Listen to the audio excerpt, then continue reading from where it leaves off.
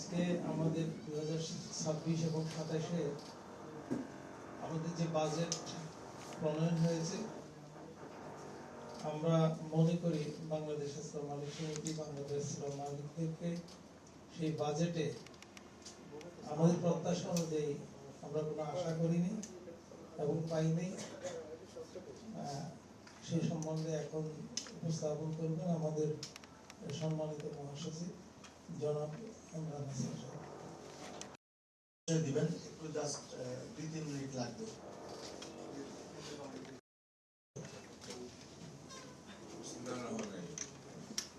আসসালামু আলাইকুম। আমি সম্পাদক বাংলাদেশ রেস্তোরাঁ মালিক সমিতি। সময় লাগবে, আপনারা অবশ্যই অবগত আছেন উত্তরণ ও নতুন সম্ভাবনার অভিযাত্রা।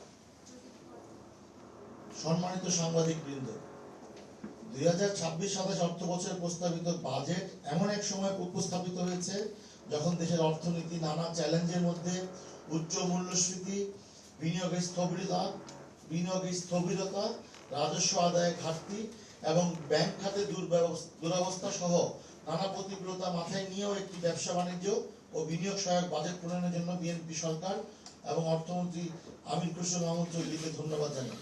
তবে দীর্ঘ সময় ধরে দেশের রেস্তোরাঁ ও হসপিটালিটি খাত উচ্চ মূল্যস্ফীতি, অর্থনৈতিক অস্থিরতা, ক্রমবর্ধমান পরিচালন ব্যয়ের চাপে রয়েছে। এলপিজি ও বিদ্যুতের মূল্য বৃদ্ধিতে পরিচালন ব্যয় ইতিমধ্যে উল্লেখযোগ্যভাবে বেড়েছে। আমাদের বিশ্লেষণে দেখা গেছে বাজেট খাতটির ব্যয় হ্রাস, বিনিয়োগ বৃদ্ধি ও পেশাদারিত্ব উন্নয়নে কিছু ইতিবাচক পদক্ষেপ নেওয়া হয়েছে। তবে কিছু প্রস্তাব ও নীতি ব্যবসা পরিচালনা আরো ব্যয়বহুল ও জটিল করতে পারে। তাই রেস্তোরাঁ শিল্পের টেকসই বিকাশ, কর্মসংস্থান সংরক্ষণ এবং নিরাপদ খাদ্য নিশ্চিত করতে এসব বিষয়ে পুনর্বিবেচনার প্রয়োজন আছে। নিচে এই বিষয়ে আমাদের প্রস্তাবনাগুলো তুলে ধরা হলো। ভ্যাট ট্যাক্সের হার সব ধরনের রেস্তোরাঁ ও ক্যাটারিং সার্ভিসের ক্ষেত্রে একই রাখার প্রস্তাব, জীবনযাত্রার ব্যয় কমাতে নিত্য প্রয়োজনীয় দ্রব্যের ক্ষেত্রে প্রস্তাবিত উৎসে কর 0.5% এবং সম্পূরক শুল্ক 10% সম্পূর্ণভাবে হ্রাস করার প্রস্তাব। 3. ব্যবসা ও বিনিয়োগ বান্ধব পরিবেশ নিশ্চিত করার প্রস্তাব। পূর্বের মতো প্রতি মাসে ভ্যাট আদায়ের প্রস্তাব। রেস্তোরাঁ ব্যবসা পরিচালনায় ওয়ান স্টপ সার্ভিসের দ্রুত বাস্তবায়নের প্রস্তাব। রেস্তোরাঁ খাতের জন্য সুনির্দিষ্ট শিল্পনীতি ঘোষণা এবং সমিতির সনদ গ্রহণ বাধ্যতামূলক করার প্রস্তাব।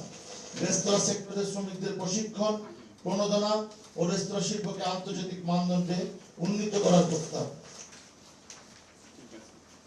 ভ্যাট ও ট্যাক্সের হার যেটা আমরা ভুলে যাচ্ছি, ভ্যাট ও ট্যাক্সের হার সব ধরনের রেস্তোরাঁ ও কেটারিং সার্ভিসের ক্ষেত্রে একই রাখার প্রস্তাব।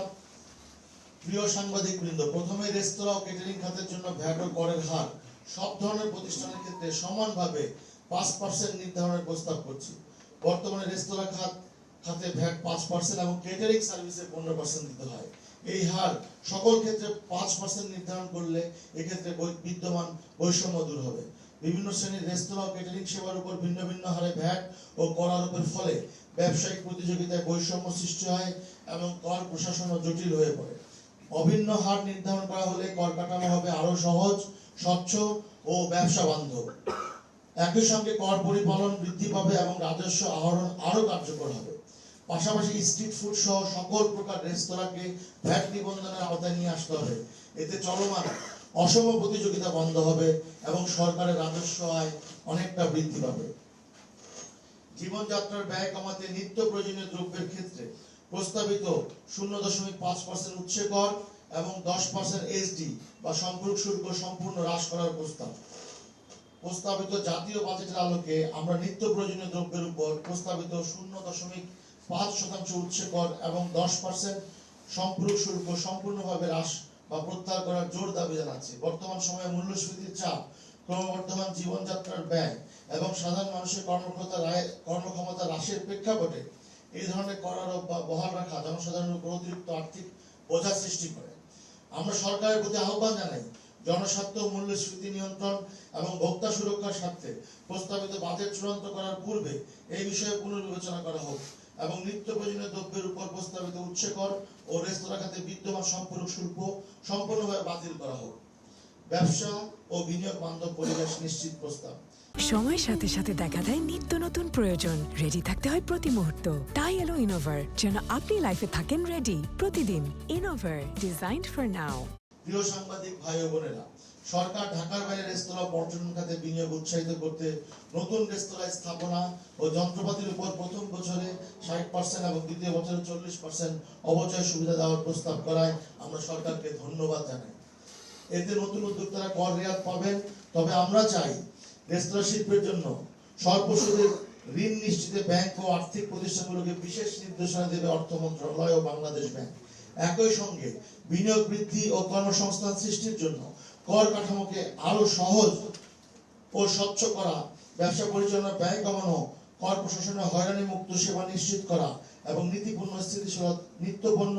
নীতিগত স্থিতিশীলতা বজায় রাখা জরুরি। আমরা আশা করি চূড়ান্ত বাজেটে এসব বিষয় বিবেচনায় নিয়ে দেশের বিনিয়োগ পরিবেশ নিশ্চিতের সুনির্দিষ্ট পরিকল্পনা থাকবে। 4. পূর্বের মতো প্রতি মাসে ভ্যাট আদায়ের প্রস্তাব। প্রস্তাবিত বাজেটে ভ্যাট পরিশোধের সময় বাড়িয়ে 3 মাস করার প্রস্তাব করেছেন অর্থমন্ত্রী। ব্যবসা বান্ধব পরিবেশ বজায় রাখতে পূর্বের ন্যায় মাসিক ভিত্তিতে ভ্যাট পরিশোধ ও রিটার্ন দাখিলের ব্যবস্থা বহাল রাখার প্রস্তাব আমরা করছি। রেস্তোরাঁ ব্যবসা পরিচালনায় ওয়ান স্টপ সার্ভিসের দ্রুত বাস্তবায়ন প্রস্তাব। প্রিয় সাংবাদিক বৃন্দ, সরকার একের পর রেস্তোরাঁ খাতের কার্যকর নিয়ন্ত্রণ ও নিরাপদ খাদ্য নিশ্চিত করা সম্ভব নয় সরকারের একার পক্ষে। এই জন্য সমন্বিত উদ্যোগ প্রয়োজন। প্রস্তাবিত বাজেটে ট্রেড লাইসেন্স ইস্যু ও নবায়ন সহ সব কার্যক্রম অনলাইনে পরিচালনা এবং সিটি কর্পোরেশন ও পৌরসভার লাইসেন্স সেবাকে কেন্দ্রীয় বিনিয়োগ সেবা ব্যবস্থার সঙ্গে যুক্ত করার প্রস্তাবকে আমরা স্বাগত জানাই।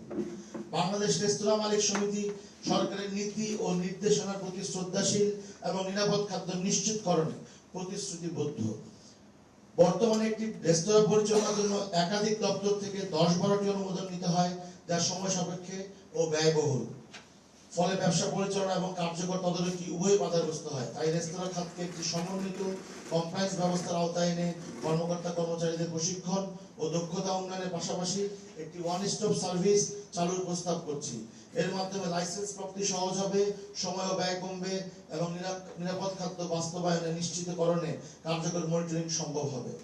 জনস্বাস্থ্য সুরক্ষা ও খাদ্য নিরাপত্তার স্বার্থে প্রস্তাবিত বাজেট রেস্তোরাঁ খাতের জন্য ওয়ান স্টপ সার্ভিস চালুর বিষয়টি বিবেচনার জন্য সরকারের প্রতি আমরা আহ্বান জানাচ্ছি। প্রস্তাবিত বাজেটে রেস্তোরাঁ সেক্টরের জন্য সুনির্দিষ্ট শিল্পনীতি ঘোষণা এবং সমিতির সনদ গ্রহণ বাধ্যতামূলক করার প্রস্তাব করছি। বাংলাদেশ রেস্তোরাঁ শিল্প বর্তমান দেশের অন্যতম বৃহৎ সেবা খাত হিসাবে অর্থনীতি, কর্মসংস্থান সৃষ্টি এবং পর্যটন শিল্পের বিকাশে গুরুত্বপূর্ণ ভূমিকা পালন করছে। দেশের লাখো উদ্যোক্তা ও বিপুল সংখ্যক কর্মকর্তা পর্যটন শিল্পের বিকাশে গুরুত্বপূর্ণ ভূমিকা পালন করছে। দেশের লাখো উদ্যোক্তা ও বিপুল সংখ্যক কর্মকর্তা কর্মচারীর জীবিকা এ খাতের সঙ্গে প্রত্যক্ষ পরোক্ষভাবে সম্পৃক্ত। তবু রেস্তোরাঁ সেক্টর এখনো একটি স্বতন্ত্র শিল্প খাত হিসেবে প্রয়োজনীয় নীতিগত স্বীকৃতি সুবিধাবোধ থেকে বঞ্চিত। প্রস্তাবিত জাতীয় বাজেটের আলোকে আমরা রেস্তোরাঁ সেক্টরের জন্য একটি সুনির্দিষ্ট শিল্পনীতি ঘোষণার জোর দাবি জানাচ্ছি। একটি পৃথক শিল্পনীতি প্রণয়ন করা হলে লাইসেন্সিং, কর ও ভ্যাট ব্যবস্থাপনা, বিনিয়োগ ও দক্ষ মানব সম্পদ উন্নয়ন, খাদ্য নিরাপত্তা, প্রযুক্তি ব্যবহার এবং উদ্যোক্তা সহায়তা সংক্রান্ত বিষয়গুলো একটি সমন্বিত কাঠামোর আওতায় আনা সম্ভব হবে। বর্তমানে বিভিন্ন মন্ত্রণালয় ও সংস্থার পৃথক নিয়ন্ত্রণ ব্যবস্থার কারণে উদ্যোক্তারা জটিলতা ও অতিরিক্ত ব্যয়ের সম্মুখীন হচ্ছেন। যে কোনো রেস্তোরাঁ ব্যবসা শুরুর ক্ষেত্রে বাণিজ্য সংগঠন আইন অনুযায়ী রেস্তোরাঁ মালিক সমিতির সদস্য পদ গ্রহণ বাধ্যতামূলক আছে। তবে এর বাস্তবায়ন চাই আমরা বিশ্বাস করি রেস্তোরাঁ শিল্পকে একটি সম্ভাবনাময় অর্থনৈতিক খাত হিসাবে বিবেচনা করে বাজেট এবং এর জন্য পৃথক ও যুগোপযোগী সিদ্ধান্ত ঘোষণার উদ্যোগ নিলে দেশের অর্থনৈতিক প্রবৃদ্ধি আরো গতিশীল হবে এবং উদ্যোক্তাদের জন্য একটি স্থিতিশীল ব্যবসা বান্ধব পরিবেশ সৃষ্টি হবে। বাংলাদেশ রেস্তোরাঁ মালিক সমিতি এই বিষয়ে সরকারের সঙ্গে গঠনমূলকভাবে কাজ করতে আগ্রহী এবং প্রয়োজনীয় সহযোগিতা প্রদানে প্রস্তুত।